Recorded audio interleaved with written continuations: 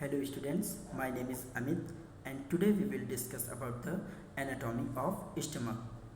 तो शुरू करते हैं. The stomach is a muscular organ located on the left side of the upper abdomen. जो स्टमक होता है ये एक मस्कुलर ऑर्गन होता है जो कि अपर एब्डोमेन के लेफ्ट साइड में लोकेटेड होता है. It consisting the lesser curvature and greater curvature. Students, ये जो स्टमक होता है इसमें कुछ ग्रूव एंड रिज टाइप के पोर्शंस होते हैं. जो ग्रूव पोर्शन होता है मेन उभार वाला पोर्शन उसको ग्रेटर कर्वेचर बोलते हैं और उसके अनदर साइड जो रिज वाला पोर्शन होता है उसको लेसर कर्वेचर बोलते हैं. स्टमक मेनली 4 एक्सटेंशन में डिवाइडेड है, जैसे कि फर्स्ट है cardia, second fundus, third body and fourth one is pylorus.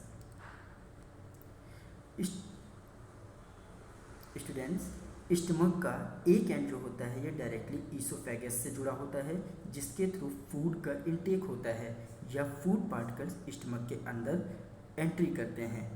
जैसे ही फूड पार्टिकल स्टमक के अंदर पहुंचते हैं तो वहाँ पर एक वॉल्व होता है, मस्कुलर वॉल्व, जिसका नाम होता है ईसोफेगल स्फिंक्टर, जो कि इस फूड पार्टिकल के बैक फ्लो को रोकने का काम करता है. फ्रेंड्स, एक यहाँ पर डायग्राम है जिसके थ्रू आई थिंक हम लोग बेहतर ढंग से समझ सकेंगे कि इसमें हम देख सकते हैं कि जो ईसोफेगस है डायरेक्टली कनेक्टेड है. ये आपका स्टमक है, इसके एक एंड पर कनेक्टेड है और जिस एंड पर कनेक्ट है यहाँ पर एक वॉल्व लगा हुआ है जिसे हम बोल रहे हैं ईसोफेगल स्फिंक्टर. ये स्फिंक्टर या मस्कुलर वॉल्व जो है ये बैक फ्लो को रोकता है फूड के, और यहीं पर इस पोर्शन को बोलते हैं कार्डियक पोर्शन. इसके बाद होता है फंडस पोर्शन, उसके बाद ये जो पोर्शन होता है इसको बोलते हैं बॉडी, और लास्ट वाले पोर्शन को बोलते हैं पाइलोरस. फ्रेंड्स, जो greater curvature and lesser curvature की हम बात कर रहे थे, जो इस स्ट्रक्चर में हम देख सकते हैं, देखिए यहाँ पर ग्रूव टाइप का स्ट्रक्चर है या ग्रूव पोर्शन है, इसको बोल रहे हैं ग्रेटर कर्वेचर. और यहाँ पर रिज टाइप का स्ट्रक्चर है जिसे हम बोल रहे हैं लेसर कर्वेचर. साथ में लास्ट वाला जो पार्ट है जिसे हम पाइलोरस बोल रहे हैं, इस पाइलोरस में भी एक स्फिंक्टर लगा हुआ है जिसका नाम है पाइलोरिक स्फिंक्टर. ये जो पोर्शन होता है डायरेक्टली स्मॉल इंटेस्टाइन या ड्यूडेनम के साथ कनेक्ट होता है, और फूड या जो चाइम है जिसमें डाइजेस्टिव जो च्यूड फूड है जिसमें डाइजेस्टिव एंजाइम अच्छी तरह से मिक्स हो चुके हैं, उस चाइम को स्मॉल इंटेस्टाइन में भेजता है और साथ ही उस चाइम के बैक फ्लो को वापस स्टमक में आने से रोकता है.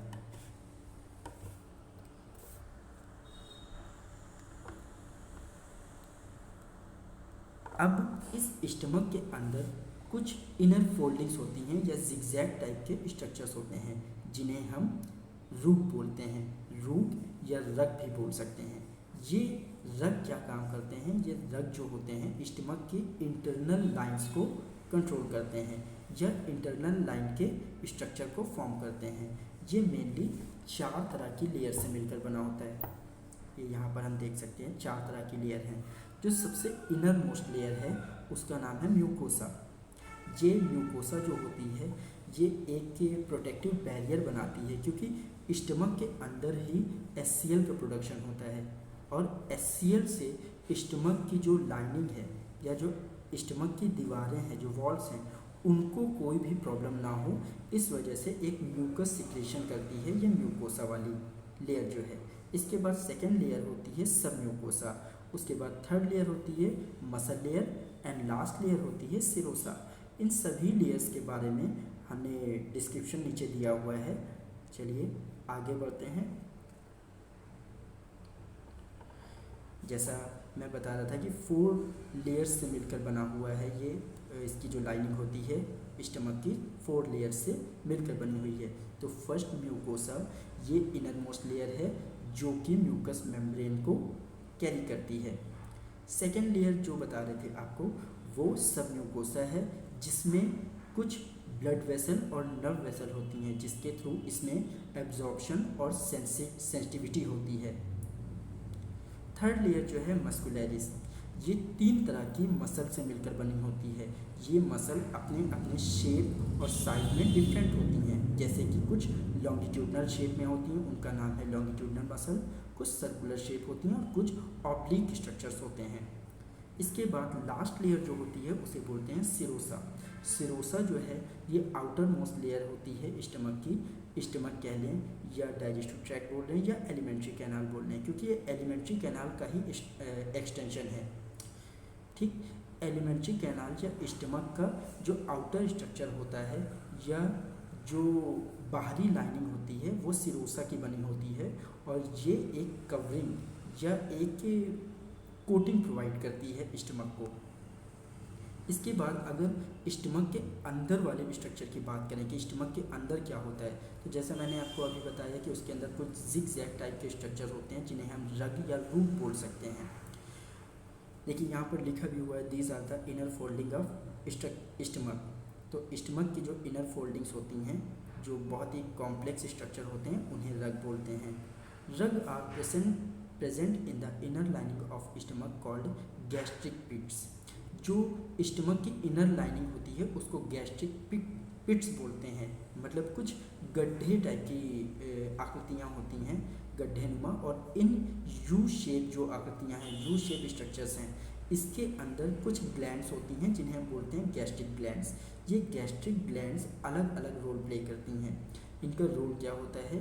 डाइजेस्टिव सिस्टम में पार्टिसिपेट करना, साथ ही डिफरेंट एंजाइम्स का सिक्रेशन, और साथ ही जो सबसे इम्पॉर्टेंट पोर्शन है या इम्पॉर्टेंट वर्क है स्टमक का, HCl का प्रोडक्शन करना। ये जो जिगजैग स्ट्रक्चर्स होते हैं या जिन्हें हम रग बोल रहे हैं, ये 6 टाइप की सेल से मिलकर बने होते हैं। ये सेल यहाँ पर देखिए, आप स्ट्रक्चर में देख सकते हैं। ये फर्स्ट तरह की कुछ अलग स्ट्रक्चर वाली सेल्स हैं, इसके बाद कुछ अलग शेप की सेल्स हैं, इसके बाद कुछ अलग हैं, बीच में कुछ पिन टाइप की हैं। इस तरह से ये मेनली 6 तरह की सेल्स होती हैं जिनका डिस्क्रिप्शन हमने आगे दिया हुआ है। सो इनके बारे में स्टडी करेंगे। तो फर्स्ट है हमारी म्यूकोसल सेल। म्यूकोसल जैसे कि नाम से ही पता लग रहा है कि म्यूकस से रिलेटेड। तो इसका काम होता है म्यूकोसल सेल का, जो सबसे फर्स्ट सेल होती है, secrete mucus inside the canal और cavity which acts as a protective barrier to the lining of the stomach। Student, जैसे मैंने अभी बताया कि स्टमक के अंदर एसिड का, HCl एसिड का प्रोडक्शन होता है, जो कि अगर उसमें म्यूकस ना हो तो वो स्टमक की दीवार को भी अफेक्ट कर सकता है। इस वजह से एक लेयर होती है, और ये लेयर म्यूकोसल सेल्स की होती है। ये म्यूकोसल सेल का काम होता है सिक्रेशन करना म्यूकस का, जो कि एक प्रोटेक्टिव बैरियर की तरह काम करती हैं स्टमक के अंदर। सेकेंड सेल होती हैं पैराइटल सेल, जो सबसे इम्पॉर्टेंट रोल प्ले करती हैं। ये HCl एसिड सेक्रेट करती हैं या HCl एसिड का प्रोडक्शन करती हैं। अब HCl एसिड का क्या रोल होता है? HCl एसिड का रोल होता है, जो हम फूड इंटेक करते हैं उसमें कई तरह के माइक्रोब्स होते हैं या पैथोजेंस होते हैं, उनको किल करना या एक बैक्टीरियोसाइडल की तरह काम करना, ये HCl एसिड का काम होता है। इसके साथ ही ये पेप्सिनोजेन एंजाइम को रेगुलेट करती हैं या एक इंट्रिंसिक फैक्टर भी मेंटेन करती हैं, जो इसका काम होता है विटामिन B12 या साइनिकोबालामिन का एब्जॉर्प्शन करना। इसके बाद थर्ड टाइप की सेल होती है जिसे बोलते हैं C सेल, या इसका पूरा नाम होता है चीफ सेल। इसका काम होता है पेप्सिनोजेन का सिक्रीशन करना। ये पेप्सिनोजेन क्या होता है? पेप्सिनोजेन जो होता है ये इनएक्टिव फॉर्म होती है HCl एसिड की, इसी के बाद पेप्सिन बनता है। इसके बाद नेक्स्ट सेल जो होती है इसे बोलते हैं G सेल। G सेल का काम होता है गैस्ट्रिन नाम का एंजाइम सिक्रीट करना, जो कि C सेल और पैराइटल सेल जो पेप्सिन का प्रोडक्शन करती हैं उनके वर्क को स्टिमुलेट करना। उसके बाद जो नेक्स्ट सेल आती है, फिफ्थ सेल हमारी, उसको बोलते हैं E सेल। इसका काम होता है हिस्टामिन का सिक्रीशन करना और जो HCl का प्रोडक्शन है उसमें स्टिमुलेशन करना। लास्ट सेल जो होती है उसे बोलते हैं D सेल, जो सोमेटोस्टेटिन को सिक्रीट करती है। अब ये 6 सेल के बाद हम जानते हैं कि स्टमक का फंक्शन क्या होता है। सो स्टूडेंट, जैसे कि मैंने इन सेल को डिस्क्राइब करते वक्त मैंने पहले ही बता दिया कि स्टमक का मेन फंक्शन होता है HCl का रेगुलेशन करना और प्रोडक्शन करना, साथ ही डाइजेस्टिव एंजाइम का प्रोडक्शन करना।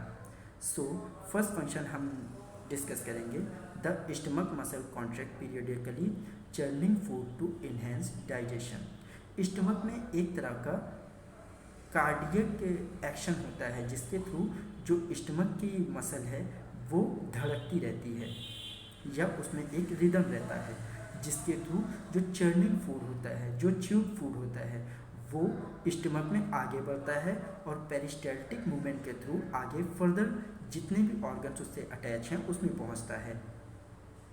सेकेंड इसका फंक्शन है, the stomach secret acid and enzyme that digest food. जैसा कि मैंने पहले ही बताया कि ये एसिड का सिक्रेशन करता है और डाइजेस्टिव जूसेस का या डाइजेस्टिव एंजाइम्स का सिक्रेशन करता है, जो कि डाइजेशन में काफ़ी हेल्पफुल होते हैं या डाइजेशन को सपोर्ट करते हैं। नेक्स्ट फंक्शन है, it is the site of producing pepsin. देखिए फिर से वही बात आ गई कि ये एक पेप्सिन जो होता है जो कि डाइजेशन में सबसे इम्पॉर्टेंट रोल प्ले करता है। ये एक तरह का एसिड होता है जो स्टमक के अंदर ही बनता है। ये स्टमक जो होता है ये साइट ऑफ प्रोड्यूसिंग पेप्सिन कहलाता है। लास्ट फंक्शन जो इसका है, it is the secretory site for lipase enzyme which break down the triglyceride into fatty acid and monoglyceride. इस पेप्सिन के प्रोडक्शन के अलावा ये साइट देता है लाइपेज एंजाइम के प्रोडक्शन के लिए। ये लाइपेज एंजाइम जो होता है ट्राइग्लिसराइड या जो फैट्स होते हैं इनका ब्रेक डाउन करता है फैटी एसिड और मोनोग्लिसराइड्स में। सो स्टूडेंट्स, यहाँ पर जितने भी फंक्शन थे वो मैंने आपके साथ डिस्कस किए। इसके साथ हमने रक्त के बारे में जाना कि किन तरह की सेल से मिलकर बना होता है। मेनली 6 टाइप की सेल से मिलकर बना होता है। आई होप आपको समझ में आ गया होगा ये 6 सेल किस तरह से अलाइंड होती हैं। ये जो स्ट्रक्चर आपको दिखाई दे रहा है, ये स्ट्रक्चर, ये इंटरनल लाइनिंग समझ लीजिए, जो आपका स्टमक है उसके अंदर की इंटरनल लाइनिंग है। और इसी तरह की जो जिगजैग टाइप के स्ट्रक्चर हैं, इस तरह के अनकाउंटेबल स्ट्रक्चर्स होते हैं स्टमक के अंदर, और इन्हीं को ही रग बोलते हैं। और इन्हीं रग को अगर जूम करके देखें तो ये डिफरेंट टाइप की सेल्स दिखाई देती हैं। ठीक है, इसके साथ ही हमने जाना कि रग के अलावा हमने जाना कि जो स्टमक होता है ये किन टाइप की सेल से मिलकर बना होता है। मेनली 4 टाइप की लेयर से मिलकर बना होता है। फिर उसके पहले हमने जाना कि ये स्फिंक्टर कहाँ पर होते हैं, लेसर कर्वेचर किसको बोलते हैं, ग्रेटर कर्वेचर किसको बोलते हैं, और ये स्टमक की एनाटॉमी मेनली किस तरह की होती है। आई होप कि आपको समझ में आ गया होगा। और इसमें कोई भी अगर डाउट हो तो हमारे नेक्स्ट वीडियो जो होगा उसमें आपके डाउट्स क्लियर होंगे। और आई होप कि ये डाइजेस्टिव सिस्टम जो हम आपको समझाना चाहते हैं या पढ़ाना चाहते हैं ये आपको बहुत अच्छे से समझ में आएगा। इसी के साथ थैंक यू।